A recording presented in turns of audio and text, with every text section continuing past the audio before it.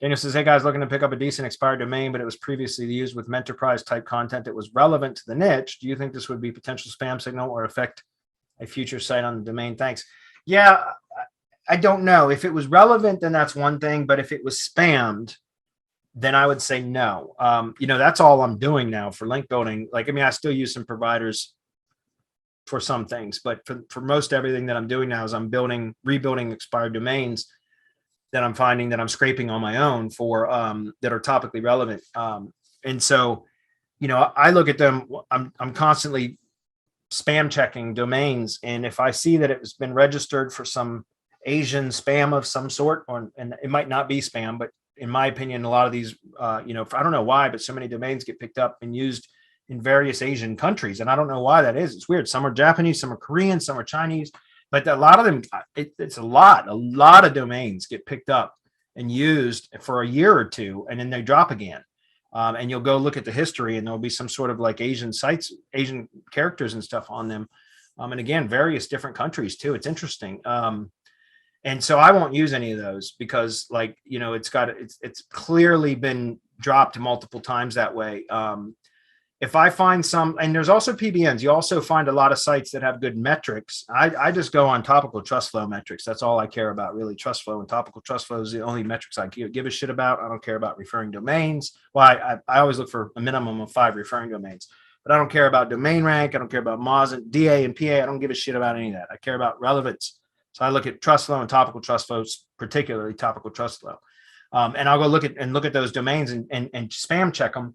And I'll see if they have, I go through a whole process. I teach this in the mastermind, by the way. I've been teaching a lot about domain building and hunting for domains, scraping what I call crawl targets, spam checking, all that. I do a lot of training on that in the mastermind. But what I do is I look at it, if it's relevant content, but like sometimes you'll see PBN stuff, which means like originally it was a for me, I'm always searching for local business stuff, right? So I'll find a local business domain that had been used as a local business site, and then it was dropped. And then it was picked up by a PBN builder, somebody that built a PBN on it, that might have still used it for the same topic, but they put dozens and dozens of articles on there.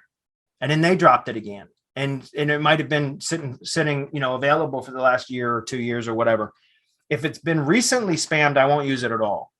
If it was, when I say spammed, I mean, even if it was topically relevant, but they published a bunch of articles on it and then it dropped again. Why? Why did it drop again?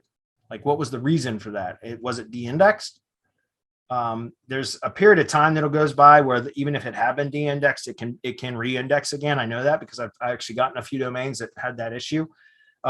So they can be used. I would just be careful with it. What I was getting at to answer your question, Daniel, is I like to use those that are questionable, that I'm not 100% comfortable using for like a money site or for a tier 1 link to money sites.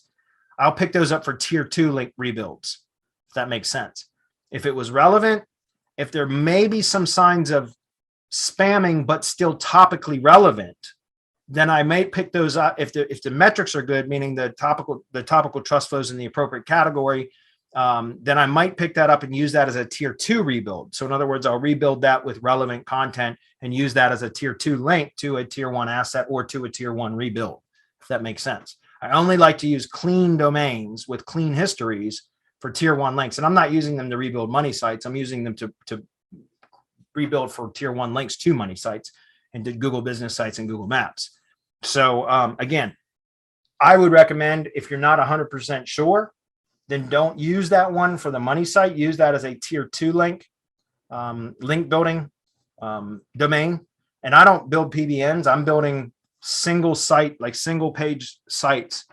So, because again, one of the other things is if you find a domain that, had a few pages on it, in your case, I'm sure there was a lot if it's a menterprise thing, but a lot of local business sites that I'm hunting for that I will find that were relevant, I will pick it up. And then, but if typically a local business site will have 5 pages, maybe, right? 5, 6, 8 pages, something like that. And that's it. But if all of a sudden you look at the history and there was, 5 years ago, there was 5 or 8 pages. And then there was a period of 2 or 3 years where there was dozens and dozens of articles, that was likely used as a PBN. And that's kind of unnatural. And I'm not doing that. I'm not buying a domain and then pick, because it was relevant and then building PBNs and publishing 18,000 articles on it. I'm not doing that. I'm rebuilding it for one specific project. And it's usually to build links back to the client's asset at that point. Money site, Google business site, Google map. So Daniel, I would recommend that you, for something like that, if it's questionable, pick it up if it was still relevant, and use it as tier 2. Okay.